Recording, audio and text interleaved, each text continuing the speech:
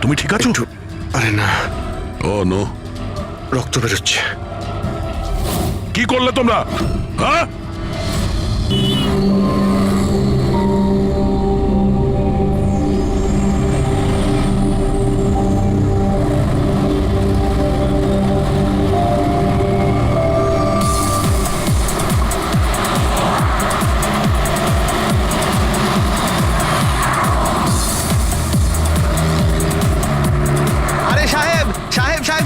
এটা নিন না। আরে দেখুন না, দেখুন না, দেখুন না, একটু ধরে দেখুন না, অনেক ডিসকাউন্ট পাবেন, অর্ধেক দামে দিয়ে দেবো আমি। না, না, চাই না। আরে একবার দেখুন না, অনেক ভালো কোয়ালিটির এটা। আরে ভাই, একবার আরে বললাম না, দেখুন না, চাই না। দেখুন না, কোয়ালিটি দেখুন না।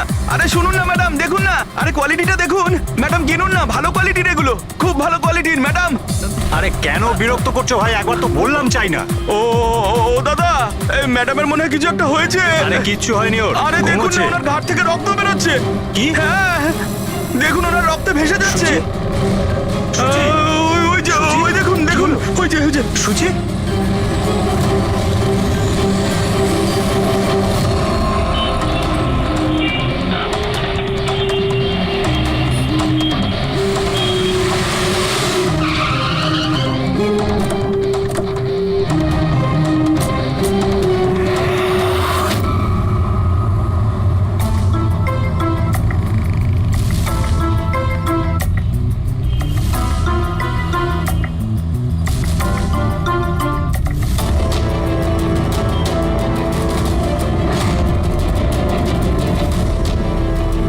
অনেক রক্ত বেরিয়েছে, মনে হচ্ছে গুলি অনেকক্ষণ আগে চলেছে।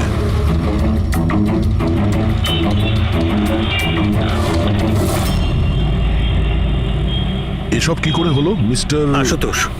আচ্ছা, আর এনার নাম কি? ইনি আমার স্ত্রী সুচি। মানে বলতে চাইছি আমার ex wife Suchi. Ex wife? এসব কি করে হলো? জানি না স্যার, আমি কিছু জানতেই পারিনি। কিচ্ছু জানো না?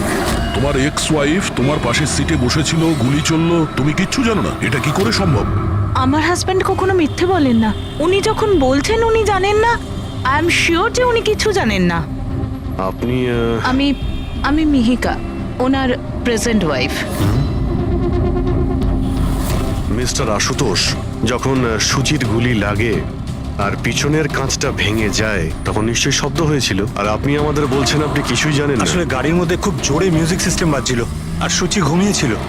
আমি কিচ্ছু বুঝতে পারিনি। ওই লোকটা কিছু জিনিস বিক্রি করতে এসেছিল। ও যখন আমাকে বললো তখন আমি বুঝতে পারলাম কি সুচি। গাড়িতে মিউজিক চলছিল আর সূচি ঘুমিয়ে পড়েছিল। অদ্ভুত, প্রায়শই লোকেদের ঘুম একটু আওয়াজেই ভেঙে যায়, আর এত লাউড মিউজিকে সূচি ঘুমোচ্ছিল। স্যার, আপনাদের কথা থেকে বোঝা যাচ্ছে যে আপনারা আমাকেই সন্দেহ করছেন। স্যার, আমি এটা কেন করব? সুচি আর আমার ডিভোর্স নিশ্চয়ই হয়েছিল, কিন্তু আমরা ভালো বন্ধু ছিলাম আর আমাদের যোগাযোগও ছিল। আপনি দীনেশকে জিজ্ঞাসা করে নিন। দীনেশ? স্যার, আমি সুচির ভাই। ও ঠিকই বলছে স্যার, ডিভোর্সের পরেও ওর আর সুচির মধ্যে খুব ভালো সম্পর্ক ছিল, কখনো কোনো ঝামেলা হয়নি। আচ্ছা, তো আপনারা কোথায় যাচ্ছিলেন বলুন তো? আমাদের মেয়ে রুহি বোর্ডিং স্কুল থেকে ফিরছিল। তাহলে এই সুচি কি গাড়িতে ওঠার পরেই ঘুমিয়ে পড়ে নাকি পরে? স্যার, ব্যাপারটা হলো আমাদের মধ্যে একটু আগে ঝগড়া হয়েছিল। আশুতোষ, রুহি স্কুল খুব ভালো, এই স্কুল চেঞ্জ করার কোনো দরকারই নেই। সুচি, এই স্কুলটার টাকা পয়সা খুব বেশি, আমি এর ফিসটা জোগাড় করতে পারবো না। কিন্তু আমি করতে পারি, আর আমি আমার মেয়ের এডুকেশনে কোনো কম্প্রোমাইজ করব সুচি, না। আমি তোমার থেকে টাকা নিতে পারবো না। কেন? ও, তোমার মেয়ে লিগো চলে আসে তাই না, যে আমি তোমার থেকে বেশি ইনকাম করি? জানো আমাদের ডিভোর্সের কারণ এটাই, যে একটা মেয়ে একটা ছেলের থেকে বেশি ইনকাম করে। সাফল্যটা মনের ব্যাপার, এটা স্বামী স্ত্রীর প্রতিযোগিতা নয়। তোমার সাথে কোনো তর্ক করতে চাই না, না এই ব্যাপারে কোনো কথা বলতে চাই। রুহি এই স্কুলেই থাকবে। তারপর আমাদের মধ্যে আর কোনো কথা হয়নি। আমার মনে হয়েছিল ঘুমিয়ে পড়েছে। আচ্ছা, এই যখন ঝগড়া হচ্ছিল তখন গাড়ি কোথায় ছিল, মানে কোন এলাকায়? স্যার, লিংক রোডের সিগন্যালে, কেপি থিয়েটারের পাশেই। আর তারপর কোন রাস্তায় গেছিলেন আপনারা? সেখান থেকে স্যার আমি লেফট নিলাম, ওই সামনে ফ্লাইওভারটা আর দেখে। সোজা এখানে চলে এসেছেন? হ্যাঁ স্যার। তার মানে প্রায় 2 কিলোমিটার এই গাড়িটা চলেছে। তার মানে 2 কিলোমিটারের মধ্যেই কোথাও গুলি চলেছে সূচির উপরে। পঙ্কজ, একটা কাজ করো তো, কেপি থিয়েটার থেকে এইখানে 2 কিলোমিটার অবধি চেক করে দেখো তো। যদি কোথাও কিছু প্রমাণ পাওয়া যায়, মানে কোথাও কাঁচের টুকরো পড়েছে কিনা দেখে নিও, ঠিক আছে? আর হেঁটে যেও। 2 কিলোমিটার স্যার? হেঁটে যাও। গুলিটা অদ্ভুত অ্যাঙ্গেল থেকে লেগেছে। এই নিচে, মানে গুলিটা উপর থেকে নিচে এসেছে, মানে যে গুলি চালিয়েছে তার হাত উঁচু করতে হয়েছে ফায়ার করার সময়। খোলা রাস্তায় কেউ গুলি মেরেছে আর কেউ দেখেনি? হতে পারে খুনি একটু দূরে ছিল। তাও গুলি করা খুবই মুশকিল ছিল এই চলন্ত গাড়িতে, আর তাও তখন যখন খুনি হয়তো গাড়িতে বা কোনো বাইকে ছিল। তবে এইভাবে গুলি করাটা কিন্তু সহজ নয় দয়া।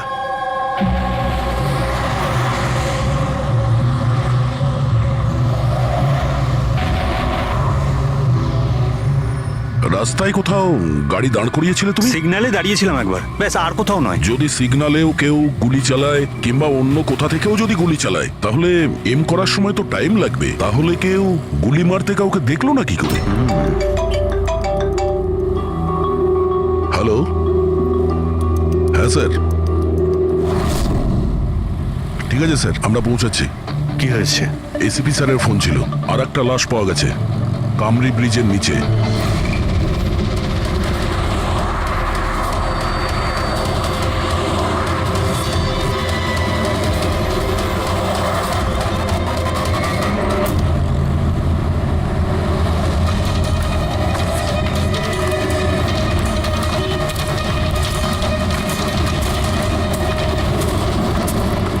হ্যাঁ দয়া, স্যার, আপনি জানলেন কি করে এই লাশটার কথা?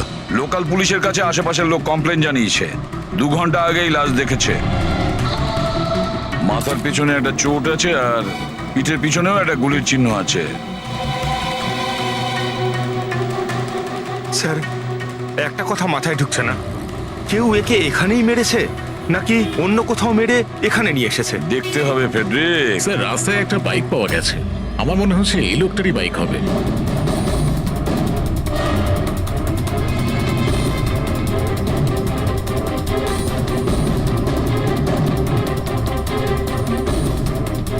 Skid mark. স্যার, মনে হচ্ছে এই লোকটা বাইকে যাচ্ছিল, কেউ পেছন থেকে গুলি করে দিয়েছে। ডিসব্যালেন্স হয়ে গেছে, গাড়ি বাইক স্কিড হয়ে এখানে কারোর সঙ্গে ধাক্কা লাগিয়েছে, আর ওর বডি এখানে নিচে পড়ে গেছে। মাথায় চোট ওই সময় লেগেছে স্যার।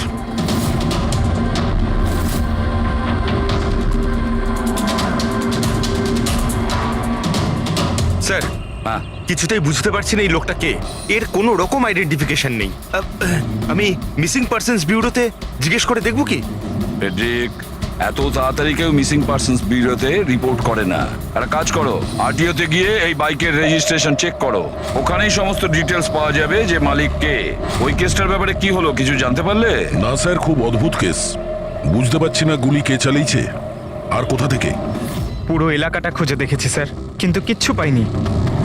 ট্রাফিক পুলিশরা কি বলছে? স্যার, ট্রাফিক পুলিশ, ওখানে দোকানদার যারা দাঁড়িয়ে ছিল তাদের সবাইকে জিজ্ঞেস করেছি, কেউ খুনির ব্যাপারে কিচ্ছু জানে না। তাহলে সূচির ওপর গুলি চললো কোথা থেকে? দেখতে হবে। স্যার, আমি বলেছি তো আপনাদের, আমি জানি না সূচির গুলি কখন লাগলো, কিভাবে লাগলো। আশুতোষ, দীনেশ, মিহিকা, সূচির খুব কাছের না তোমরা 3 জন, কি তাই তো? তাহলে এটা বলো, সূচির মৃত্যুতে তোমাদের 3 জনের মধ্যে কার লাভ হতে পারে? তার মানে স্যার? স্যার, আমরা ওকে কেন মারতে যাব? ও স্যার, ও আমার নিজের বোন ছিল স্যার, নিজের বোন। আমি নিজের বোনকে কেন মারতে যাব? কোটি টাকা পাওয়ার জন্য। আবার কি কোটি টাকা পাওয়ার জন্য? এতে আমার কি লাভ হতো স্যার? আমার আর সুচির তো আগেই ডিভোর্স হয়ে গেছে। হতে পারে ডিভোর্সই ওই কারণটা। ডিভোর্সের পরেও আমি আর সুচি অত্যন্ত ভালো বন্ধু ছিলাম, বন্ধুর মতোই মিশতাম আমরা। এটাও তো হতে পারে যে তোমার প্রথমা স্ত্রীর সঙ্গে যে সম্পর্ক ছিল সেটা হয়তো দ্বিতীয় স্ত্রীর পছন্দ ছিল না। স্যার, আপনি এসব কি বলছেন? ওদের মধ্যে ভালো সম্পর্ক ছিল, তাতে আমার কি? ওদের দুজনকে নিয়ে আমার কোনো প্রবলেম ছিল না, আমি ইনসিকিউর নই। যদি তোমাদের 3 জনের মধ্যে কেউ সূচিকে না মেরে থাকে, তাহলে সূচিকে কে মেরেছে? কে মেরেছে? আমি বলছি আপনাকে, সূচি একটা এনজিওতে কাজ করতো। ও ওখানে একজন অ্যাকাউন্টেন্টের পর্দা ফাঁস করে দিয়েছিল, কারণ ওই মেয়েটা টাকা পয়সা নিয়ে গন্ডগোল করছিল। তোমার মনে হচ্ছে শেলির হাত হতে পারে এই সবের পেছনে? ইয়েস স্যার, ওকে অনেকবার হুমকিও দিয়েছিল। স্যার আমার তো মনে হচ্ছে কি এই কাজটা হয়তো পৃথ্বীর হতে পারে। আচ্ছা, এই পৃথ্বী কি? খুবই খুবই অসভ্য ধরনের লোক, ওই রোমিও টাইপের। সুচি পুলিশকে কমপ্লেনও করেছিল ওর বিরুদ্ধে, কিছুদিনের জন্য জেলেও গেছিল। ঠিক আছে, তোমরা তিনজন যেতে পারো। Thank you sir. Thank you sir. Thank you sir.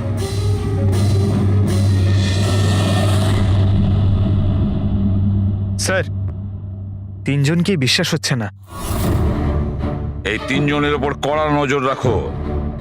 আর দয়া, স্যার, শেলি আর পৃথ্বী, ওদের দুজনকে বিউরোতে ডাকো। স্যার, হ্যাঁ, আরটিও থেকে বাইকের মালিকের খবর পেয়ে গেছি। স্যার, পৃথ্বী আর শেলির ফোন আনরিচেবল আসছে, তাই আমি ফ্রেডিকে বলেছি ওদের মোবাইল ফোনটা ট্রেস করতে। এ তো আমাদের ডেলিভারি বয় বিবেক। স্যার, আমাদের বাইক তো ওই চালাতো। স্যার, ওকে কে মেরে দিল? সেটা খোঁজারই চেষ্টা করছি। আচ্ছা, এই বিবেকের কারোর সঙ্গে কোনো শত্রুতা ছিল কি? না স্যার, ও তো খুবই সাদাসিধে ভালো ছেলে ছিল। কবে থেকে কাজ করছিল এখানে? গত 1 মাস ধরে রাজস্থান থেকে এসেছিল, খুব পরিশ্রমী ছিল। স্যার, ও তো শহরে কাউকে চিনতও না। এ কোথায় যাচ্ছিল ডেলিভারি করতে? কোথাও নয় স্যার, আজ তো ওর ছুটি ছিল, ওই জন্য আমার বাইক নিয়ে ঘুরতে বেরিয়েছিল। আচ্ছা, ওর বাড়ির অ্যাড্রেস দিতে পারবেন? স্যার, ওর বাড়ির অ্যাড্রেস তো নেই, ও এই দোকানেই শুতো। আচ্ছা, জিনিসপত্র কিছু? স্যার, এই ওর একটা বাক্স আছে। এটা?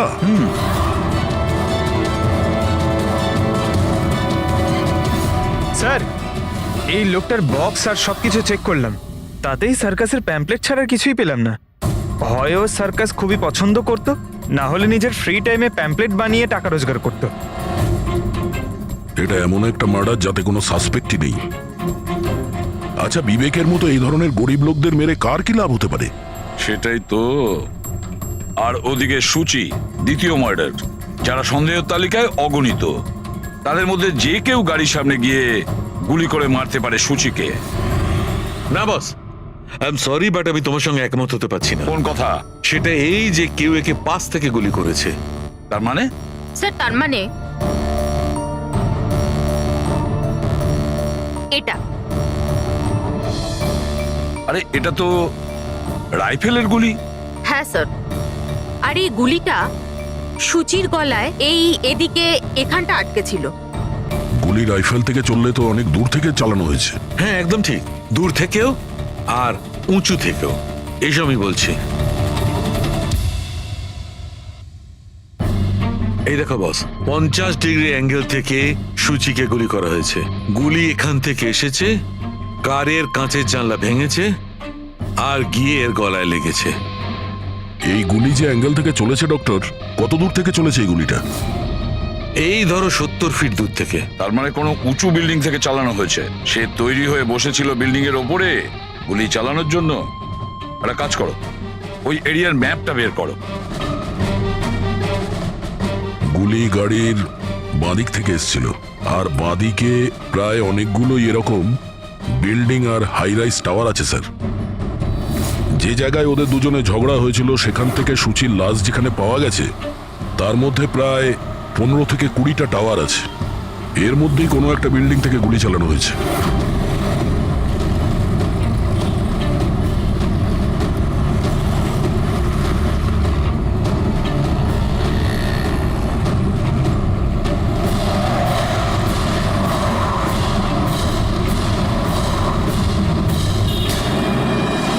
বাস ঠিক আছে।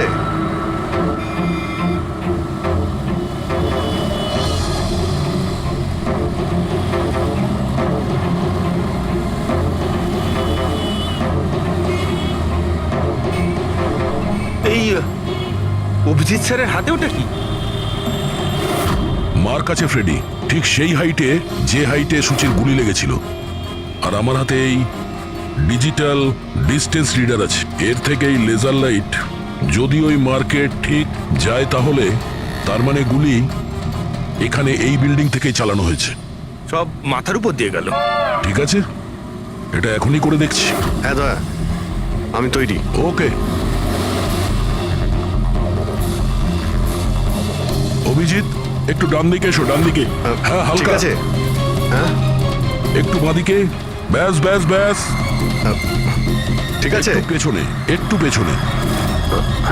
দেখেছো, এই লেজার ঠিক ওই মার্কে হিট করছে না, হিট করছে না ওখানে। গুলি এখান থেকে চালাইনি স্যার। এক্স্যাক্টলি। আরে স্নাইপারের কাছে অত সময় ছিল না নিশানা ঠিক করার জন্য যখন ও সূচিকে গুলি চালিয়েছিল। একটা কাজ করি, অন্য কোনো বিল্ডিং এ যাই। ঠিক আছে, চলো।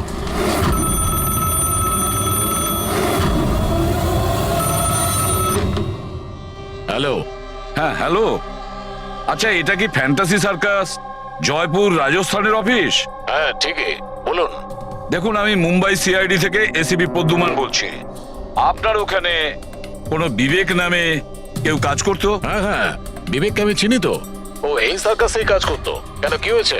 কি কাজ করতো বলতে পারবেন আপনি? দেখুন স্যার, আপনার সঙ্গে সারাদিন ফোনে কথা বললে আমার শো ক্যান্সেল হয়ে যাবে। আমি আপনার কথা আমার মালিককে বলে দিচ্ছি, উনি আপনাকে ফোন করে নেবেন, ঠিক আছে? হ্যালো,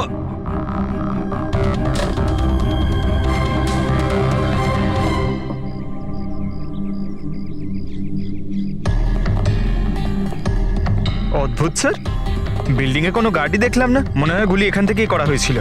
দেখছি। হ্যাঁ অভিজিৎ, রেডি আছো?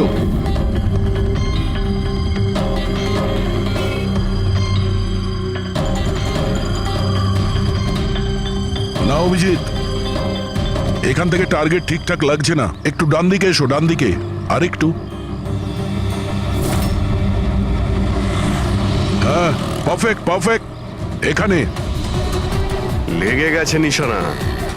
তার মানে হলো সূচি এখানেই ছিল যখন ওর গুলি লাগে। পঙ্কজ, ফ্রেডি, একটু আশেপাশে দেখো ওই স্নাইপার কোনো প্রমাণ ফেলে গেছে কিনা। কিন্তু ভাই দয়া, এখানে তো কোনো স্পিড ব্রেকারও নেই। সে এমন কোন স্নাইপার হবে যে ওই বিল্ডিং এ বসে এত দ্রুত যাওয়া কোনো গাড়িতে নিশানা লাগাবে যেটা সূচির ঘাড়ে গিয়ে লাগবে। হ্যাঁ, এটা তো সত্যি। আশুতোষ, যখন তোমার গাড়িটা এখানে ছিল, হ্যাঁ তখন কোনো কারণে তোমার গাড়িটাকে স্লো করতে হয়েছিল কিংবা দাঁড় করাতে হয়েছিল, কিছু মনে আছে? হ্যাঁ স্যার, আমি যখন ড্রাইভ করছিলাম তো গাড়ির সামনে একটা ভিখারি এসে গেছিল আর আমায় ব্রেক করতে হয়েছিল। ভিখারি? হ্যাঁ, কি হলো? এইদিকে কিচ্ছু নেই স্যার। কিছু নেই? ওদিকেও কিছু নেই স্যার। ওই ভিখারি দেখতে কেমন ছিল? স্যার, ওর এক হাতে তো একটা ক্রাচ ধরা ছিল, অন্য হাতে লাল পোটলা, গলায় গামছা আর মাথায় অর্ধেক টাক ছিল। অভিজিৎ, এই ফ্লাইওভারের নিচে অনেক ভিখারি থাকে, ওদের মধ্যে কেউ একজন হবে। হ্যাঁ, আমি শুনলাম আশুতোষ যা বললো ভিখিরির ব্যাপারে। আমি নিচে গিয়ে দেখছি। এই কে তোমরা? কাকে জিজ্ঞেস করে ওপরে এসছো? তুমি এখানকার ওয়াচম্যান? ডিউটিতে কেন ছিলে না? আমার ইচ্ছে। এই তোমরা কি আমাকে ডিউটি শেখাচ্ছ? সিআইডি। সিআইডি? জানো তোমার জন্য এখানে একজন মহিলার খুন হয়ে গেছে? আমার জন্য খুন? কেউ এই ছাদ থেকে একজন মহিলাকে নিচে গুলি মেরেছে। কি জানো ওই ব্যাপারে?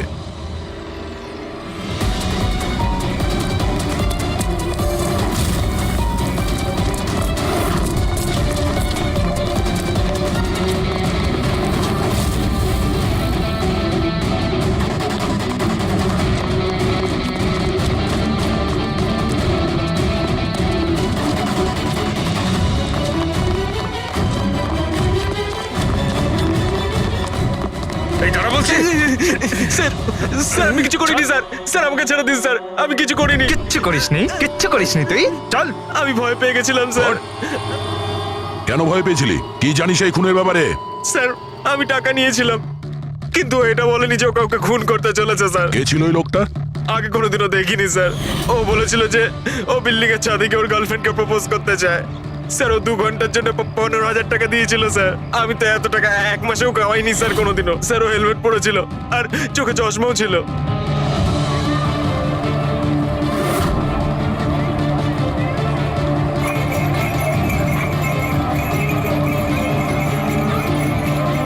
আরে ভাই শোনো।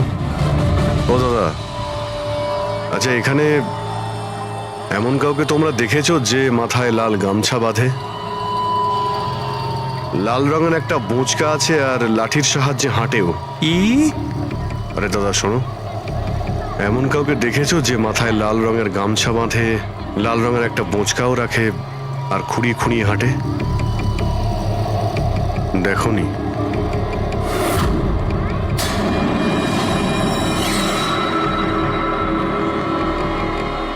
আরে ভাই শোনো, আরে ভাই শোনো, একটু কথা আছে। এই যে আরে এই, কি করছো ভাই? দাঁড়াও, আরে ভাই দাঁড়াও।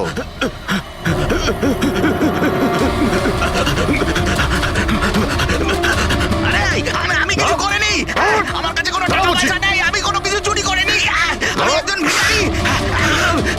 আরে ছেড়ে না আমাকে। ল্যাংড়া সাজার নাটক করছিস? তুই জানিস ল্যাংড়াদের কতটা কষ্ট হয়? আরে কতবার করে বলবো, আমার কাছে কিছু নেই, আমি রাস্তার ভিখারি, আমি সত্যি বলছি। এই, তুই সেদিন ইচ্ছে করে লাল গাড়ির সামনে পড়েছিলি না? কোন লাল গাড়ি? আমি কোনো লাল গাড়ির সাথে আসেনি তো। স্যার এটা কি গুন্ডামি হচ্ছে? আপনি ওকে ছেড়ে দিন, এটা কিন্তু ঠিক হচ্ছে না, আমি বলে দিচ্ছি কিন্তু। এই, সর। আমি সিআইডি থেকে। আরে কোথায় পালাচ্ছিস? ভদ্রভাবে বলে দে, না হলে আমি রেগে গেলে কিন্তু এর ফল খুবই খারাপ হবে। স্যার, আপনি যদি সত্যি সিআইডির লোক হন, আমি সব বলছি। একটা লোক আমাকে টাকা দিয়েছিল এসব করার জন্য, আর ও বলেছিল যে যখনই একটা লাল গাড়ি আসবে তার সামনে পড়ে যেতে, তাই আমি করেছিলাম স্যার। তুই কি করে জানলি যে লাল গাড়ি কখন আসবে? ওই ছাদে একটা লোক দাঁড়িয়ে আমাকে ইশারা করছিল, ওই রকমই। ও যে ইশারা করবে আমি তখনই লাল গাড়ির সামনে উল্টে পড়ে যাব। প্ল্যান ছিল স্যার। জানিস একটা মহিলার খুন হয়ে গেছে তোর এই প্ল্যানের জন্য? সাহেব আমাকে ক্ষমা করে দিন, দেখুন আমি রাস্তার একজন ভিখারি। ঠিক আছে, তুই এটা বল, ওই লোকটা দেখতে কেমন ছিল? ওই স্যার, ও হেলমেট পরেছিল, মোটরসাইকেলে এসেছিল, আমি তো ওর মুখটা দেখতেই পাইনি। আরে ভাই কিছু তো দেখেছিলি, কিছু তো শুনেছিলি।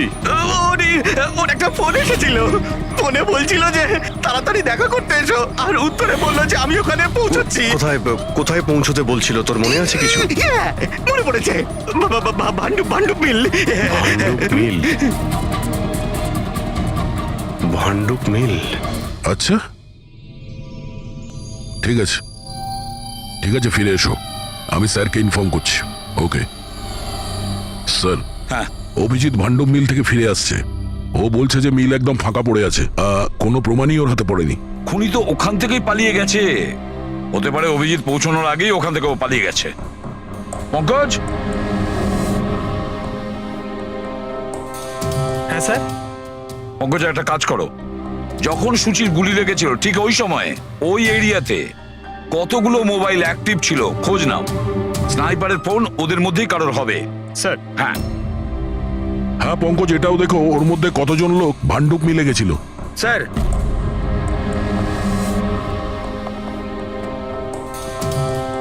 স্যার এ হলো শৈলী, এনজিওর অ্যাকাউন্টেন্ট। সুচি একটা এনজিওতে কাজ করত, ও ওখানে একজন অ্যাকাউন্টেন্টের পর্দা ফাঁস করে দিয়েছিল। আর এ হলো পৃথ্বী, যার বিরুদ্ধে সুচি রিপোর্ট লিখিয়েছিল। সুচি পুলিশে কমপ্লেনও করেছিল ওর বিরুদ্ধে, কিছুদিনের জন্য জেলেও গেছিল। আপনারা কি করে ভাবলেন যে সুচির মৃত্যুর জন্য আমি দায়ী? হ্যাঁ স্যার, আমিও তো এমন কিছুই করিনি, আমি তো কারোর মার্ডার করিনি স্যার। শেলি, তোমার চাকরি চলে গেছিল সুচির জন্যে, আর তারপর থেকে তোমার এখনো পর্যন্ত কোনো চাকরি পাওইনি। ধার করে করে সংসারে খরচা চালাচ্ছ তুমি। হ্যাঁ, আর পৃথ্বী, এক সপ্তাহ তুমি জেলে ছিলে, নিজের এরিয়াতে তোমার খুব বদনাম হয়েছে, তাই তো? তো কি হয়েছে? যদি আমার কোনো বদনামের ভয় থাকতো তাহলে বাড়ি বদলে নিতাম, কারণ মার্ডার করতে যাবোই বা কেন আমি? আর স্যার এমনটা নয় যে আমি কোথাও চাকরি পাচ্ছি না, বলতে পারেন আমি আমার মতো কোথাও চাকরি পাচ্ছি না, এই জন্য আমি কোথাও জয়েন করছি না। আপনাদের আশুতোষ আর তার নতুন স্ত্রী, তাকে এসব প্রশ্ন করা উচিত। ওদের জীবন সুখী নয়, কিন্তু সবাইকে দেখিয়ে বেড়ায়। আশুতোষ তো সুচির কাছে ফিরে যেতে চাইছে, হয়তো ও নতুন স্ত্রীকে নিয়ে খুশি নয়, তাই। আর স্যার সুচির না ওর ভাইয়ের সাথেও বনিবনা ছিল না, সব সময় না ফোনে ঝগড়া করতে থাকতো। আচ্ছা, আর কি ব্যাপার নিয়ে ঝগড়া হতো এদের দুই ভাই বোনের মধ্যে? আসলে স্যার দীনেশ আশুতোষকে হুমকি দিয়েছিল ও সুচির থেকে দূরে থাকার জন্য।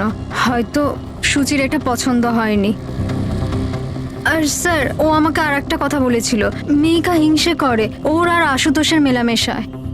100% মনে হয় এদের মধ্যেই কেউ একজন ওকে মার্ডার করেছে। হ্যাঁ স্যার। আচ্ছা ঠিক আছে, যেতে পারো তোমরা দুজন, কিন্তু একটা কথা ভালো করে মনে রাখবে, যতক্ষণ না আমাদের ইনভেস্টিগেশন শেষ হচ্ছে তোমরা শহর ছেড়ে বাইরে যাবে না। এই কেসে কারোর কথার উপর ভরসাই করতে পারছি না স্যার, মনে হচ্ছে সবাই মিথ্যে কথা বলছে। হ্যাঁ, সে যেই হোক খুব বড় প্ল্যানিং করেছিল। প্রথমে ভিখারিকে টাকা দিয়েছে, একটা ওয়াচম্যানকে হায়ার করেছে, আর তারপরে স্নাইপারকে হায়ার করেছিল। আর ঠিক সময় আসতেই ও সুচিকে গুলি করে মারে। স্যার, হ্যাঁ, স্যার যে সময় ওর ওপর গুলি চালানো হয়েছিল স্যার, তখন ব্রিজের আশেপাশে 2000 লোকের মোবাইল অ্যাক্টিভ ছিল। তাহলে ওই সময় কোন মোবাইল ফোন পাণ্ডু মিলের দিকে গিয়েছিল? একটা নাম্বার গিয়েছিল, কিন্তু সেটা প্রাইভেট নাম্বার, তাই ট্র্যাক করতে পারিনি। আর কি বলতে পারো এই নম্বরের ব্যাপারে? এটাই স্যার, ওটা মিল অব্দি গেছিল কিন্তু দাঁড়ায়নি, ওটা সোজা কামরি ব্রিজের দিকে চলে গেছিল, আর ওখান থেকে সিগন্যাল পাওয়া যাচ্ছিল না। কামরি ব্রিজ? স্যার বিবেকের লাশটাও তো আমরা ওখানেই পেয়েছি, এটা কোনো কোইন্সিডেন্ট হতে পারে না? রাজস্থানে বিবেকের বাড়িতে ফোন করি, ওর ব্যাপারে পুলিশ কি ইনফরমেশন জোগাড় করলো জানতে হবে। দয়া, এই বিবেকও তো খুনি হতে পারে। কেউ বিবেককে খুন করে দিয়েছে, একজন খুনির খুন। অনেক কিছুই হতে পারে ফেডরিক, এই কেসে অনেক।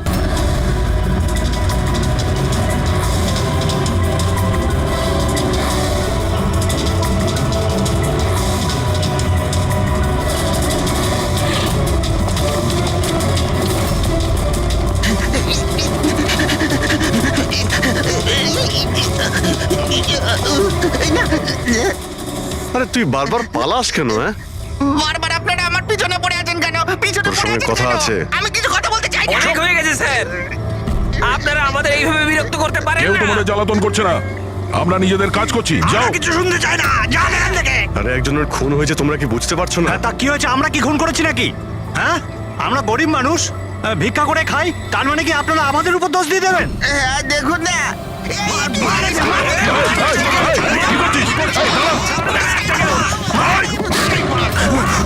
অভিজিৎ, তুমি ঠিক আছো? আরে না, ও নো, রক্ত বেরোচ্ছে। কি করলে তোমরা? হ্যাঁ, এই দেখ, এই লোকটা টাকা দিয়েছিল তোকে। সেরো মারা গেছে। হ্যাঁ, ও মারা গেছে। ভালো করে দেখ, এটা কি সেই লোকটা যে তোকে গাড়ির সামনে পড়তে বলেছিল? একটু জুম জুম করুন।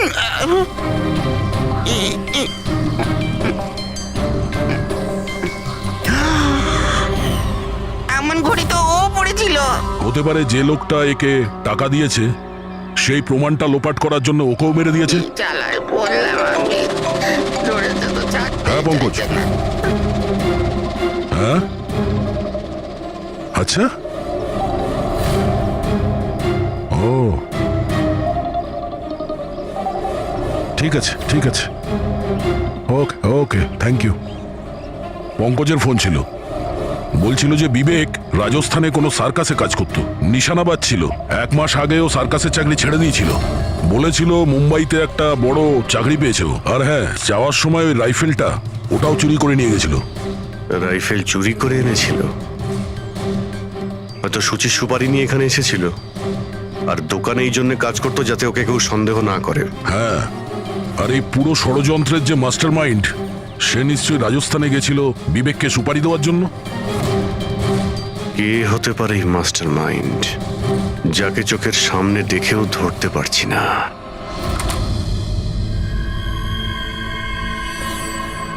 আরে মিস্টার আশু। স্যার, আপনারা এখানে? মিস্টার আশু, ওই লোকটার ব্যাপারে জানতে পেরে গেছি যে সুচিকে গুলি করেছিল। Wow, that's a great news. আপনারা ধরেছেন ওনাকে?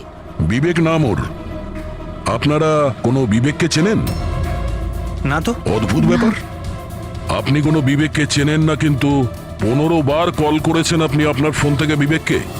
কি বলছেন? আমি যখন বলছি কোনো বিবেককে জানিই না, তাহলে তাহলে আমি ওকে ফোন কেন করবো স্যার? শুধু এটাই নয়, ওর সঙ্গে দেখা করতে তুমি রাজস্থানেও গিয়েছিলে। সার্কাসে ওর গুলি চালানোর ক্ষমতাটা দেখে তোমার এত পছন্দ হয়েছিল যে সূচিকে মারার কন্ট্রাক্টও দিয়ে দিয়েছিল ওকে। 1 মিনিট স্যার, 1 মিনিট। এটা সত্যি যে একটা বিজনেস ট্রিপের জন্য আমি রাজস্থান গিয়েছিলাম, কিন্তু আমি কোনো সার্কাসে যাইনি স্যার। আর আমি যখন কোনো বিবেককে চিনি না, তো তাকে ফোন কেন করবো? তাহলে কি তোমার এই ফোন রেকর্ড মিথ্যে কথা বলছে? স্যার, এটা হতে পারে কি আমার ফোন থেকে অন্য কেউ ওকে ফোনটা করেছে আমার না থাকার সুযোগে। আচ্ছা, তাহলে কি আপনি আপনার ফোন যে কোনো জায়গাতে ফেলে রাখেন নাকি? না স্যার। হ্যাঁ ডক্টর। আচ্ছা ঠিক আছে ডক্টর। ওকে ডক্টর। ডক্টর সালুখের ফোন ছিল, আমাদের ফরেন্সিক ল্যাবে যেতে বলেছেন আশুতোষকে নিয়ে। বস, মেয়েটা এইখানে বসেছিল এই সিটে, আর এই অংশটা হচ্ছে সিটের পেছনের দিকটা, আর এটা হচ্ছে লিভার যার দ্বারা সিটটা আগে পিছে হয়, আর এই লিভারটাকে জাম করে দেওয়া হয়েছিল। এই দেখো। লিভার জাম করে দিয়েছে? হ্যাঁ তাই তো। ব্যাস এইটুকুই স্যার, সেই জন্য আপনি আমাদেরকে ডেকে আনলেন? পঙ্কজ, তুমি একটু আমার কথাটা শোনো। সূত্র এইটা নয় যে লিভারটা আটকে দেওয়া হয়েছে, সূত্রটা এই যে এটাকে জেনে বুঝে আটকে দেওয়া হয়েছে। কিন্তু স্যার কেউ জেনে বুঝে সিটটাকে খারাপ করবে কেন? এটাও তো আমরাও ভাবছিলাম। আশুতোষ, তোমার এই গাড়ির সিট কবে থেকে এরকম হয়ে আছে? মানে কবে থেকে পেছনে আটকে আছে? স্যার, পরশু রাত অবধি তো ঠিক ছিল, কিন্তু কাল সকালে যখন বেরোলাম তখন রিক্লাইন কাজ করছিল না।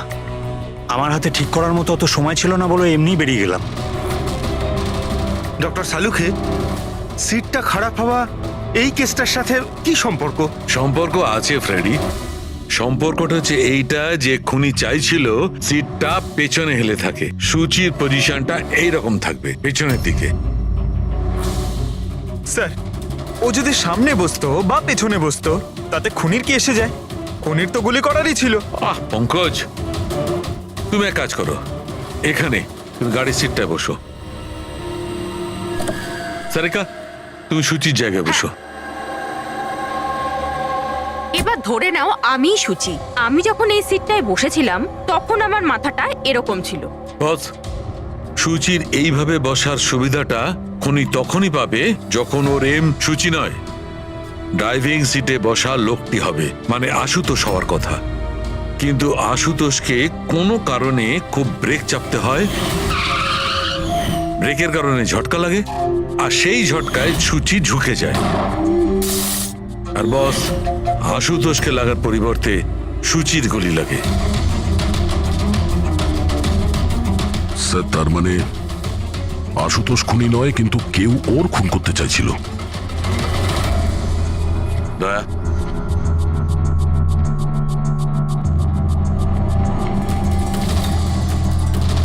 আশুতোষ। হ্যাঁ স্যার। তুমি একটা কথা বলো, তোমার কি কোনো শত্রু আছে? এমন কোনো শত্রু যে তোমাকে প্রাণে মেরে ফেলতে চায়? ভেবে চিনতে বলো, ভাবো। না স্যার, আমার কারোর সাথে কোনো শত্রুতা নেই। না আশুতোষ, কেউ তো নিশ্চয়ই হবে যে তোমাকে প্রাণে মেরে ফেলতে চায়, তোমার সিটের লিভারটা জাম করে দিয়েছে। না স্যার, এটা তো হতেই পারে না, কারণ এই গাড়িটার একটাই মাত্র চাবি, আর সেটা সবসময় আমার কাছেই থাকে। আমি তো কিছুই বুঝতে পারছি না আমি স্যার, যে এসব কি করে হলো। কোনো ব্যাপার নয় আশুতোষ, ও যেই হোক না কেন আমরা খোঁজার চেষ্টা করব যে কে তোমাকে মারার চেষ্টা করছে। ঠিক আছে, চলো যাই, চলে এসো। হ্যাঁ স্যার। স্যার স্যার, আমরা আশুতোষকে ছেড়ে দিলাম কেন? খুনি যদি আবার ওর ওপর আক্রমণ করে তাহলে?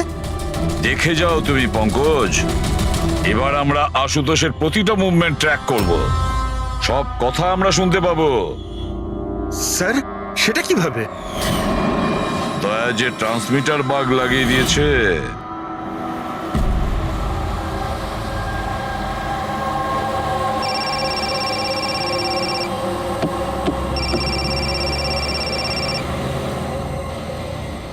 হ্যালো, হ্যাঁ বলো। আচ্ছা, ওকে চলে এসো বাড়িতে।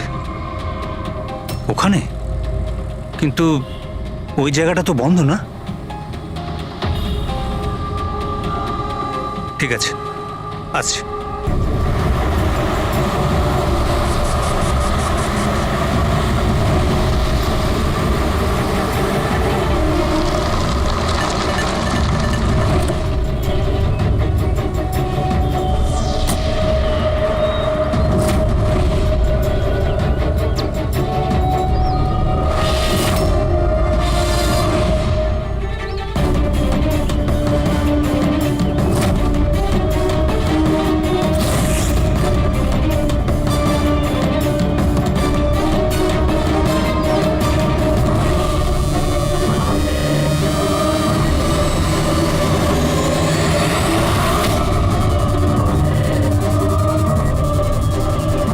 এটা কি করছো? গান? মাই গড, গুলির আওয়াজ পেলাম দয়া। তাড়াতাড়ি চলো, আবার একটা যেন খুন না হয়। স্যার এই তো আমরা পৌঁছচ্ছি। স্যার, আমাদের যে এই সাসপেক্ট আছে, এক্ষুনি খবর পেলাম যে ও রাজস্থান গিয়েছিল আশুতোষকে ফলো করতে করতে। ও তো আশুতোষের খুব কাছের লোক ছিল।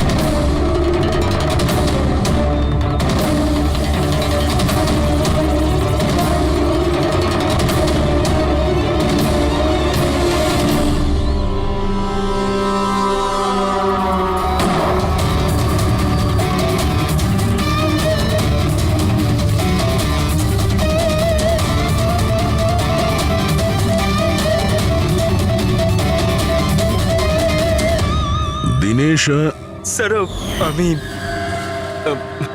সুচির ভাই। মরে গেছে স্যার।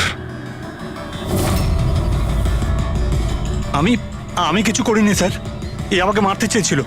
এই এই আমায় মারতে চেয়েছিল। কেন মারতে চেয়েছিল এ? স্যার, এর মনে হতো যে এর বোনের সর্বনাশের জন্য আমিই দায়ী। বিয়ের পর সুচি ডিপ্রেশনে চলে গেছিল, আর তাই ও নিজেই নিজেকে মারারও চেষ্টা করেছিল। আর এই সমস্ত আমি কিছুই জানতাম না স্যার, একদমই জানতাম না। আর আমার এই না জানার কারণেই এই দুজনের মৃত্যুর কারণ আমি হয়ে গেলাম স্যার। এটা সম্পূর্ণ না জানার কারণে। পঙ্কজ, একে ছায়া নিয়ে বসাও, পেডিক ফরেন্সিক ল্যাবে পাঠিয়ে দাও।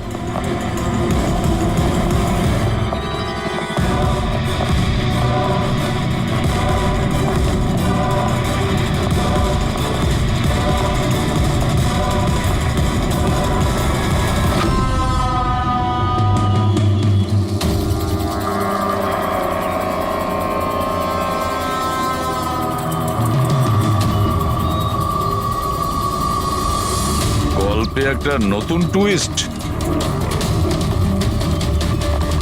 আশুতোষ,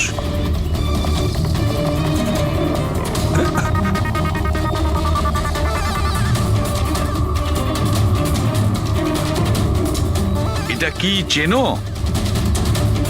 না স্যার, আমি ঠিক জানি না। জানো না? এক্ষুনি জেনে যাবে। পঙ্কজ, চেক করো ওকে। কিন্তু কেন? হাতছু করুন, জানতে পেরে যাবেন আপনি। স্যার, আমি তো কিচ্ছু করিনি, আমি নিরপরাধ। আপনারা কেন আমার তল্লাশি নিচ্ছেন? আমার কথা বিশ্বাস করুন স্যার, আমার কাছে কিচ্ছু।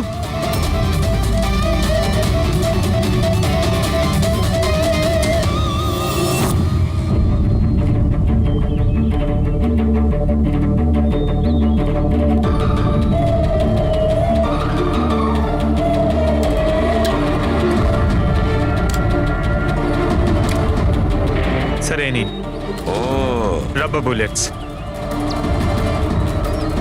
আমি জানি না স্যার যে এর থেকে কি প্রমাণ হচ্ছে। কি প্রমাণ হয়? হ্যাঁ, তুমি এই বন্দুক দিয়ে দিনেশের খুন করেছো, আসল বুলেট দিয়ে। হ্যাঁ, তাহলে এই গানটা কি করে এলো তোমার কাছে? আর ওই নকল রাবার বুলেট, ওটা কি করে ফায়ার হলো আর কখন? স্যার, প্ল্যান আমিই করেছিলাম। A to Z পুরো প্ল্যান আমার। সুচির মৃত্যু, দিনেশের মৃত্যু, আর ওই প্ল্যানটাও এই জন্য যে আপনাদের মনে হয় যে সূচির মৃত্যুটা ভুল করে হয়েছে, কিন্তু আসল টার্গেট আমিই ছিলাম। আর আপনাদের সন্দেহ যাতে দিনেশের উপর যায়, কিন্তু সমস্ত প্ল্যানটা নষ্ট হয়ে গেল, সবকিছু জলে গেল। কেন মেরেছো তুমি সূচিকে? সূচিকে মেরে তুমি কি পেলে? সূচি আমার মেয়ে রুহিকে নিয়ে চিরকালের জন্য দেশ ছেড়ে চলে যেতে চেয়েছিল, আর এই কথাটাও আমার কাছে লুকিয়েছিল। আপনারাই বলুন স্যার, আমার একমাত্র মেয়েকে নিজের থেকে দূর কিভাবে করতে দিতাম?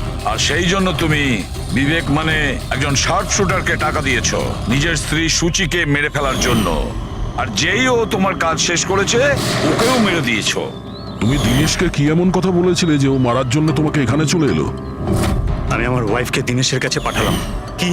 হ্যাঁ দিনেশ, আমি এক্ষুনি জানতে পারলাম যে আশুতোষই তোমার বোনকে মেরেছে, আর ও তোমাকেও মারতে চায়। না না, আমি ওকে ছাড়বো না, মেরেই ফেলবো আমি ওকে। দিনেশ, পাগল হয়ে গেছো নাকি? খুন করবে তুমি? ও আমার বোনকে মেরে ফেলেছে, আমি ওকে ছাড়বো না। আমার বোনকে এভাবে মেরে ফেলার আগেও একবারও ভাবলো না। না, যাই হয়ে যাক না কেন আমি ওকে ছাড়বো না, দিনেশ, আমি ওকে কিছুতেই দিনেশ, ছাড়বো না। দাঁড়াও, আমার কথা শোনো। আর সুযোগ পেয়ে ওর বন্দুকটা বদলে দিল। তাহলে দিনেশ তোমার উপর যে গুলিটা চালাচ্ছিল সেটা নকল ছিল? হ্যাঁ, মারপিটের সময় আমি ওই গানটা বদলে দিয়েছিলাম, যাতে আপনাদের মনে হয় কি আত্মরক্ষার জন্য আমি দিনেশকে মেরেছিলাম, আর আপনাদের সামনে আমি নিরপরাধ বলে সাব্যস্ত হই। কি রেখে গেলে তোমার ছেলের জন্য? না মা না বাবা। ওই সন্তানকে পাওয়ার জন্য তুমি ওরই মাকে মেরে ফেলেছো, আর এই অপরাধে তুমিও আজীবন জেলের গড়াদের পেছনে থাকবে। বলো আশুতোষ, কি পেলে তুমি নিজের ছেলেকে এইভাবে অনাথ করে? কি পেলে?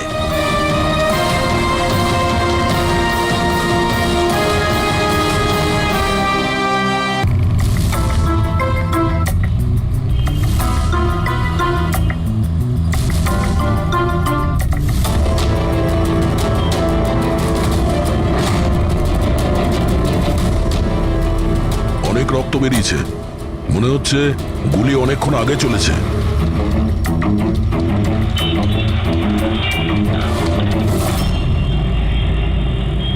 এসব কি করে হলো মিস্টার আশুতোষ, আচ্ছা, আর এনার নাম কি? ইনি আমার স্ত্রী সুচি, মানে বলতে চাইছি আমার ex wife Suchi. Ex wife? এসব কি করে হলো? জানি না স্যার, আমি কিছু জানতেই পারিনি। কিচ্ছু জানো না?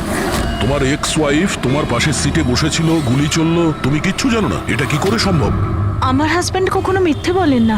উনি যখন বলছেন উনি জানেন না, আই এম শিওর যে উনি কিছু জানেন না। আপনি আমি মিহিকা, ওনার প্রেজেন্ট ওয়াইফ।